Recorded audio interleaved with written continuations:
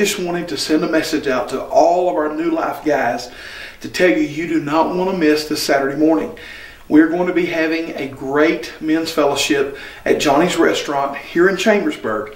And I am so excited to tell you that of the 25 seats that we held for the party room, we only have 4 spaces open. That is incredible.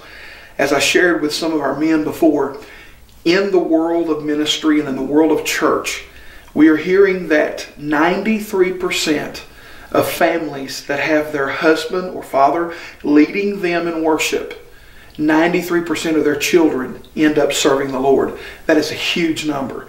And so we want you to come and join us as the Men of Worth gather for our first meeting this Saturday morning. Make plans to be there. Call the church office if you would like to register, or you may also contact Brother Rob Campbell tonight at church or before Saturday so we can make sure we have room for you. God bless you, and we love you.